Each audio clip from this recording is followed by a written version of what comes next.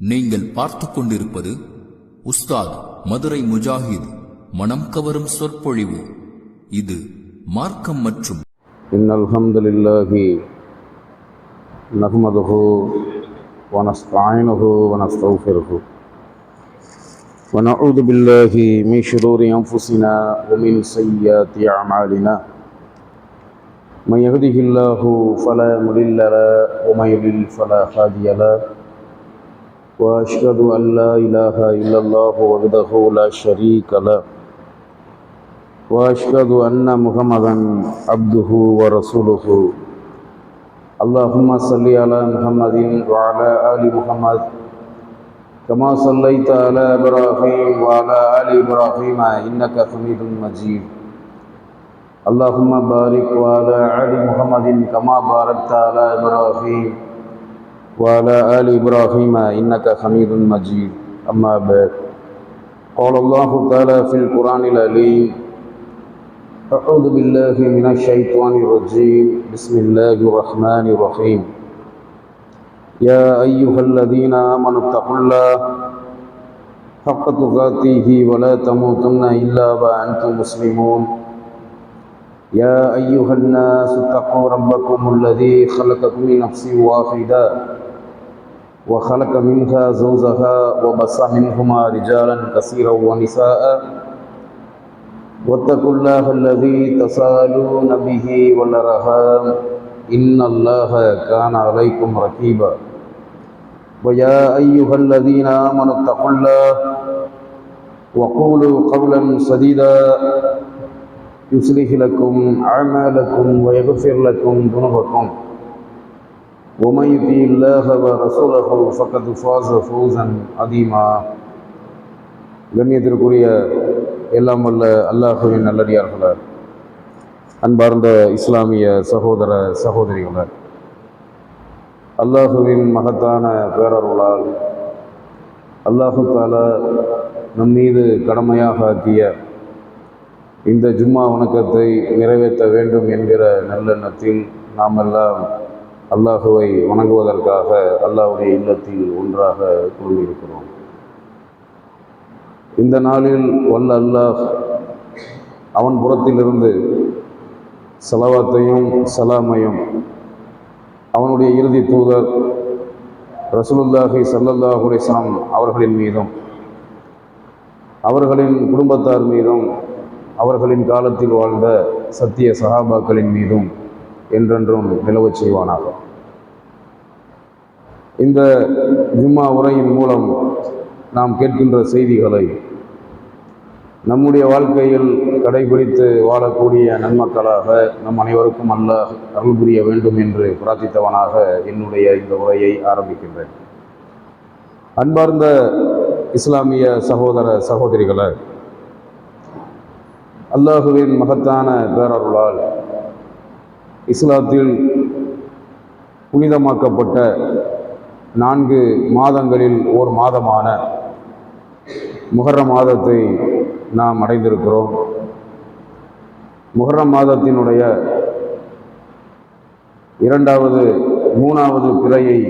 3வது நாள் பிறையை அடைந்த நிலையில் நாம் எல்லாம் இந்த ஜும்மாவுடைய தினத்தில் அடைந்திருக்கிறோம். முஹர்ரம் மாதம் என்பது அல்லாஹுவால் புனிதமாக்கப்பட்ட 4 மாதங்களில் ஓர் மாதமாக இருக்கிறது. 4 மாதங்களில் ஒரு மாதமான புனிதமாக்கப்பட்ட 4 மாதங்களில் ஒரு மாதம் முஹர்ரம் மாதம். இந்த முஹர்ரம் மாதம் சிறப்பான நபி அவர்களால் சிறப்பித்து கூறப்பட்ட ஒரு மாதமாக இருக்கிறது. இந்த மாதத்தில் முஸ்லிம் சமூகத்தில் ஒரு சிலர் இஸ்லாத்தில் இல்லாத, இஸ்லாத்தில் தடுக்கப்பட்ட தீய செயல்களையும் இந்த மாதத்தில் இஸ்லாத்தில் இருப்பது போன்று செய்து வருவதை நாம் ஒவ்வொரு வருடமும் பார்த்து வருகிறோம்.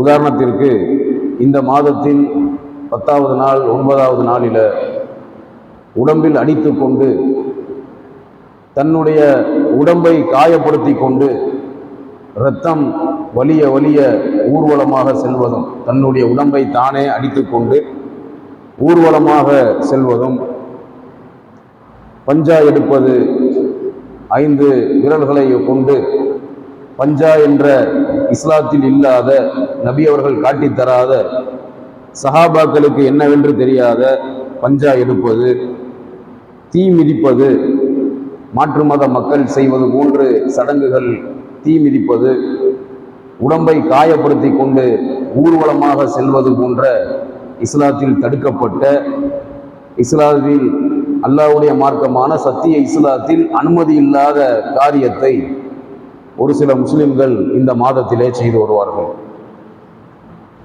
நபி அவர்கள் நமக்கு கடமையாக்கிய, நபி அவர்கள் நமக்கு எச்சரித்த, செய்யக்கூடாது என்று தடுத்த பல செயல்கள் இந்த மார்க்கத்தில் இருக்கிறது. அதில் நபி அவர்கள் நமக்கு முக்கியமாக அறிவித்திருப்பது என்ன என்று சொன்னால், இஸ்லாமிய மார்க்கத்தில் எப்படி ஒரு மனிதன் அல்லாஹ்வுக்கு ஷிர்க் வைத்தால், இணை வைத்தால் அவன் நரகத்திற்கு செல்வானோ, ஷிர்க் என்ற பாவம் எப்படி அந்த இணை வைப்பு என்ற பாவம் நிரந்தரமாக நரகத்தில் தள்ளுமோ, அதே போன்று இணை வைத்தலுக்கு அடுத்து நபி அவர்களால் நரகத்தில் தள்ளும் பாவம் என்று நபி அவர்கள் எச்சரித்த பாவம் பிதுஅத். அந்த பிதுஅத்தை பற்றி ரசூலுல்லாஹி ஸல்லல்லாஹு அலைஹி வஸல்லம் சொன்னார்கள், குல்லு முஹதஸத்தின் பிதுஆ வ குல்லு பிதுஅத்தின் லலாலா வ குல்லு லலாலத்தின் ஃபின்னார். மார்க்கத்தின் பெயரால், மார்க்கத்தில் இல்லாமல் புதுசாக உண்டாக்கப்பட்ட ஒவ்வொரு புதுமைகளும் பிதுஅத். ஒவ்வொரு பிதுஅத்தும் வழிகேடு, ஒவ்வொரு வழிகேடும் உங்களை நரகத்தில் சேர்த்துவிடும், நரகத்திலே தள்ளிவிடும் என்று நபி அவர்கள் கடுமையாக எச்சரித்தார்கள். முஸ்லிம் சமூகத்தில் ஒரு சிலர் இந்த முஹர்ரம் மாதத்தில் செய்யக்கூடிய மூட பழக்க வழக்கங்கள், தவறான செயல்கள் எல்லாம் பிதுஅத்தான செயல்களாக, நபி அவர்கள் கடுமையாக தடை செய்த செயல்களாக இருக்கிறது. மன் அமில அமலன் லைஸ அலைஹி அம்ருனா ஃபஹுவ ரத்துன். நபி அவர்கள் சொன்னார்கள், நான் கட்டளையிடாத ஒரு காரியத்தை, நான் கட்டளையிடாத ஒரு செயலை நீங்கள் மார்க்கம் என்று செய்தால் அது உங்களிடத்தில் இருந்து நிராகரிக்கப்படும், மறுக்கப்படும் என்று நபி அவர்கள் நம்மை கடுமையாக எச்சரித்திருக்கிறார்கள். அப்ப நபி அவர்களால் தடுக்கப்பட்ட செயல் பிதுஅத்து. அந்த பிதுஅத்தும் ஷிர்க்கும் நிறைந்த செயல்களை போன்று இந்த மாதத்தில் ஒரு சிலர் செயல்களில் ஈடுபடுவார்கள். தனக்கு ஏற்பட்ட துன்பத்தின் காரணமாக எவன் தன்னைத்தானே அறைந்து கொள்கிறானோ அவன் நம்மை சேர்ந்தவன் இல்லை என்று நபி அவர்கள் எச்சரித்திருக்கிறார்கள். நமக்கு எவ்வளவு துன்பம் வந்தாலும், கஷ்டம் வந்தாலும், நமக்கு வரக்கூடிய துன்பங்கள், கஷ்டங்கள், சோதனைகள் எல்லாம் ஏன் வருகிறது, யார் மூலமாக வருகிறது? நம்மை படைத்த அல்லாஹ் தான் நம்மளை சோதிக்கிறோம். நமக்கு வரக்கூடிய துன்பம், நமக்கு வரக்கூடிய கஷ்டம், நமக்கு வரக்கூடிய வியாதி, எதுவா இருந்தாலும் சரி, எல்லாமே நம்மை படைத்த அல்லாஹ் நமக்கு தரக்கூடியதுதான் சோதனை. அப்ப அந்த சோதனைகள், துன்பத்தை பற்றி குர்ஆன்ல சில வசனங்கள் நமக்கு மிக பெரும் படிப்பினைகளாக அமைந்திருக்கிறது. அல்லாஹ் தரக்கூடிய கஷ்டம், துன்பம் என்ற அந்த முசீபத் இருக்கிறது, அதை பற்றி அல்லாஹ் சொல்லுகிறான். அல்லாஹ் சொல்லுகிறான், உங்களுக்கு வரக்கூடிய துன்பங்கள் எதுவாக இருந்தாலும் அது அல்லாஹ் அனுமதித்த அடிப்படையில் தான் வருகிறது. அதை அல்லாஹ் எப்படி குறிப்பிடுகிறான் என்று சொன்னால், வல நபுலு வன்னக்கும் பி ஷைஇன் மினல் ஹௌஃபி வல் ஜூஇ வ நக்ஸின் மினல் அம்வாலி வல் அன்ஃபுஸி வஸ் ஸமராத்தி வ பஷ்ஷிரிஸ் ஸாபிரீன். உங்களை நாம் சோதிப்போம், பயத்தை கொடுத்து உங்களை நாம் சோதிப்போம், வறுமையை கொடுத்து உங்களை நாம் சோதிப்போம், விளைச்சல்களில் நஷ்டத்தை ஏற்படுத்தி, பொருளாதாரத்தில் நஷ்டத்தை ஏற்படுத்தி உங்களை நாம் சோதிப்போம், உங்களுடைய உயிர்களை கொண்டும் உங்களை நாம் சோதிப்போம். அப்ப நமக்கு 4 விதத்துல சோதனை வரும்னு அல்லாஹ் சொல்றான். அல்லாஹ் பயத்தை கொடுத்து நம்மை சோதிப்பான், வறுமையை கொடுத்து நம்மை சோதிப்பான், பொருளாதாரத்துல குறைவை ஏற்படுத்தி, வருமானத்துல நஷ்டத்தை ஏற்படுத்தி, விளைச்சல்கள்ல பாதிப்பை ஏற்படுத்தி நம்மை அல்லாஹ் சோதிப்பான். நாம் நம் உயிர்களாலும் சோதிக்கப்படுவோம். நமக்கு வேண்டிய முக்கியமான உயிர்களாலும் பிறருடைய உயிர்களாலும் நாம சோதிக்கப்படுவோம். மா அசாப மின் முசீபத்தில் இல்லா பி இதினில்லா, அல்லாஹ் சொல்லுகிறான், உங்களுக்கு வரக்கூடிய எந்த முசீபத்தாக எந்த துன்பமாக இருந்தாலும் அது எல்லாமே அல்லாஹுவின் அனுமதியோடு தான் வருகிறது. அப்ப நமக்கு வரக்கூடிய துன்பம், கஷ்டம், சோதனை எதுவா இருந்தாலும் அது எல்லாமே அல்லாஹ்விடத்திலிருந்து அல்லாஹ்வின் அனுமதியோடு அவனுக்கு தெரிந்துதான் வருகிறது அல்லாஹ் சொல்றான். அப்ப நமக்கு வரக்கூடிய முசீபத்து, துன்பம் சிறியதா இருந்தாலும் பெரியதா இருந்தாலும் அது எல்லாமே அல்லாஹ்வுக்கு தெரிஞ்சு அல்லாஹ் நாடி அவன் விதித்த அடிப்படையில் தான் வருகிறது என்று அல்லாஹ் குர்ஆன்ல சொல்றான். 4 விதத்துல பயத்தை கொடுத்து, வறுமையை கொடுத்து, விளைச்சல்கள்ல நஷ்டத்தை ஏற்படுத்தி, உயிர்கள் மூலமாக நாம் சோதிக்கப்படுவோம் என்றும் அல்லாஹ் குர்ஆன்ல சொல்றோம். இந்த சோதனைகளை யார் தாங்கிக் கொள்கிறார்களோ அவர்களுக்கு நீங்கள் நற்செய்தி சொல்லுங்கள் என்று அல்லாஹ் குர்ஆன்ல அதையும் சொல்லி காட்டுறான். அப்போ ஒரு சோதனை ஏற்பட்டா சபுர் செய்ய வேண்டும், பொறுமையாக இருக்க வேண்டும். சோதனை ஏற்பட்டது என்பதற்காக, துன்பம் வந்தது என்பதற்காக கோபப்பட்டு அல்லாஹ்வை திட்டுவதோ அல்லது தன்னைத்தானே அறைந்து கொள்வதோ, தன்னுடைய ஆடையை தானே கிழித்துக் கொள்வதோ, ஜாகிலியத்து வார்த்தைகளை, அறியாமை காலத்து வார்த்தைகளை பேசுவதோ, அது எல்லாமே இஸ்லாத்துல தடுக்கப்பட்ட ஒரு பாவம். அப்ப எவன் ஒருத்தன் தனக்கு ஏற்பட்ட துன்பத்தின் காரணமா தன்னைத்தானே அறைந்து கொள்கிறானோ, தன் ஆடையை தானே எவன் கிழித்துக் கொள்கிறானோ, அறியாமை காலத்து சொற்களை, அறியாமை காலத்து பேச்சுக்களை, அல்லாஹ்வுடைய மார்க்கத்தில் தடுக்கப்பட்ட பேச்சுக்களை எவன் பேசுகிறானோ அவன் நம்மை சேர்ந்தவன் இல்லை. நம்மை சேர்ந்தவன் இல்லைன்னா என்ன அர்த்தம்? அவன் முஸ்லிமா இல்லைன்னு அர்த்தம். அப்ப நபி அவர்கள் எதை தடுத்தாங்களோ அதுதான் ஒவ்வொரு வருஷமும் முகரம் பண்டிகை ஊர்வலம் என்ற பெயரில், முகரம் விழா எடுத்தல் என்ற பெயரில், பஞ்சா எடுத்தல் என்ற பெயரில் முஸ்லிம் சமூகம் அதை செய்து வருகிறது. இதை செய்யக்கூடியவங்க எல்லாம் யாருன்னு பார்த்தா எல்லாமே தர்காவாசிகள், தர்கால வழிபடக்கூடியவங்க, தர்கால போய் கையேந்தக்கூடிய மக்கள்லாம் இந்த செயல்கள்லாம் ஈடுபடுவாங்க. தர்கா வழிபாடு ஒரு வழிகேடு, அது ஒரு ஷிர்கான பாவ செயல் என்று புரிந்த யாரும் இதை செய்யறதும் கிடையாது, இதை ஆதரிக்கிறதும் கிடையாது. அப்ப இந்த செயல்களை ஆதரிக்கிறவங்க, இதை செய்யக்கூடியவங்க, அவங்க எல்லாம் யாருன்னு பார்த்தா ஷிர்குல பிதத்துல மூழ்கி போனவங்க, ஊறி போனவங்க தான் இதை செய்வாங்க. அப்ப இந்த மாசத்துல தடுக்கப்பட்ட செயல்களை முஸ்லிம் சமூகம் செய்யுது. ஆனா இந்த மாதத்தினுடைய சிறப்பை பெரும்பாலான மக்கள் அறியாமல் இருக்கிறார்கள். இந்த மாதத்துக்கு அப்படி என்ன சிறப்பு இருக்கிறது? நபி அவர்கள் இந்த மாதத்தை பற்றி சொல்லும் போது ஷஹ்ருல்லாஹி என்று சொன்னார்கள். ஷஹ்ருல்லாஹி, ஷஹ்ருல்லாஹினா என்ன அர்த்தம்? அல்லாஹ்வுடைய மாதம். முகர மாசத்தை பத்தி ரசூலுல்லாஹ் சொல்லும் போது, முகர மாதம் இஸ்லாத்துல அல்லாஹுவால் புனிதமாக்கப்பட்ட மாதம், அல்லாஹ்வுடைய மாதம் என்றும் நபி அவர்கள் நமக்கு அறிவுறுத்தி இருக்கிறார்கள். அப்ப அல்லாஹ்வுடைய மாதமான இந்த புனித முகர மாதத்தில் எந்த ஒரு சடங்கோ சம்பிரதாயமோ மூட பழக்கமோ செய்யறதுக்கு அனுமதி இல்லை.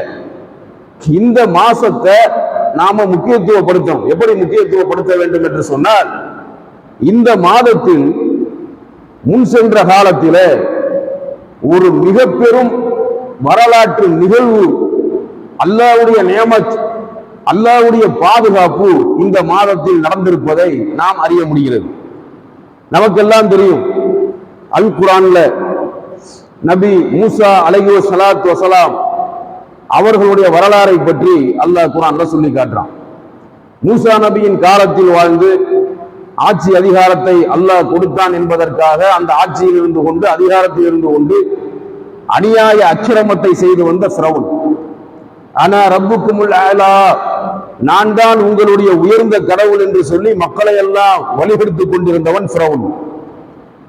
அந்த பனி இஸ்ராயில் மக்கள், மூசா நபியின் சமூகமான பனி இஸ்ராயில் மக்களை அடிமைப்படுத்தி வைத்திருந்தவன் ஃபிரௌன்.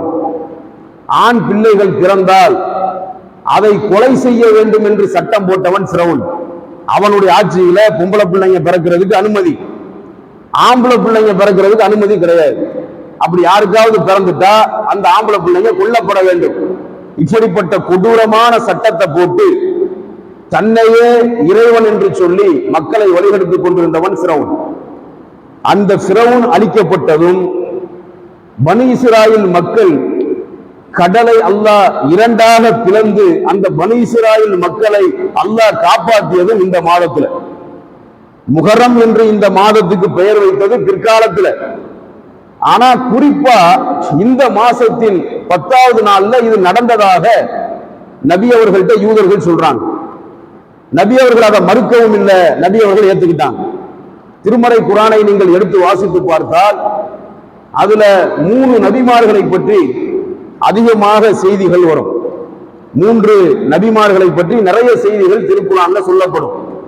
ஒன்னு நபி இப்ராஹிம் அலைஹிஸ்ஸலாத்து வஸலாம், அவங்க இப்ராஹிம் நபியை பத்தி நிறைய செய்திகள் அல் குர்ஆன்ல இருக்கிறது. இரண்டாவது நபி மூசா அலைஹிஸ்ஸலாத்து வஸலாம் அவர்களை பற்றிய செய்திகள் குர்ஆன்ல நிறைய இடத்துல வருது. மூசா நபியை பத்தி நிறைய செய்திகள். மூணாவதாக நபி ஈசா அலைஹிஸ்ஸலாத்து வஸலாம் அவங்க.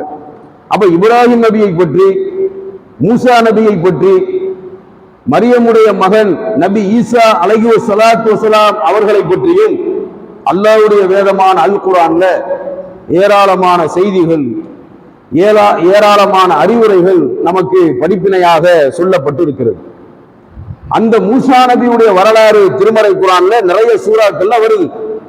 சூரா கசஸ் 28வது சூறாவான அல் கசஸ் என்ற அந்த சூரா, கசஸ் என்று சொன்னாலே சரித்திரம் என்று அர்த்தம். அந்த சூறாவுக்கு சரித்திரம் என்று வரலாறு என்று பெயர் வந்ததுக்கு காரணமே என்னன்னு சொன்னா, மூசா நபி பிறந்ததுல இருந்து அவரு ஃபிரௌன் வீட்டுல வளர்ந்து ஃபிரௌனுடைய நடத்தைகள் பிடிக்காமல் ஃபிரௌனை விட்டு பிரிஞ்சு பனி இஸ்ராயேல் மக்களுக்கு ஒரு தலைவராக உதவியாளராக வாழ்ந்து பிறகு ஒரு அநியாயக்காரன் ஒரு அப்பாவியை தாக்கும் போது அந்த அப்பாவிய அநியாயக்காரனுடைய தாக்குதல்ல இருந்து மீட்பதற்காக அவனை ஓங்கி குத்துறாரு, அடிக்கிறாரு, அவன் செத்துறான். மூசா நபியின் மீது கொலை பழி விழுவது. அந்த ஊரை விட்டு ஓடி போய் மத்தியன் என்ற ஊர்ல வாழ்றாரு. 8 வருடம் ஆடு மேய்ச்சு திருமணம், அந்த ஆடு மேய்ச்ச கூலிய மகரா கொடுத்து ஒரு பெண்ணை திருமணம் செய்யறாரு. இந்த வரலாறுகள் எல்லாமே அல் குர்ஆன்ல சூரா கசஸ்ல சொல்லப்படும், மற்ற அத்தியாயத்திலும் சொல்லப்பட்டு இருக்கிறது. அப்பெல்லாம் மூசா அலைஹிஸ்ஸலாத்து வஸலாம் அவங்க நபி கிடையாது. மூசா நபி ஃபிரௌன் வீட்டுல வளர்றாங்க, அப்ப நபி கிடையாது. ஃபிரௌன் வீட்டை விட்டு வெளியேறாங்க, அப்ப நபி கிடையாது.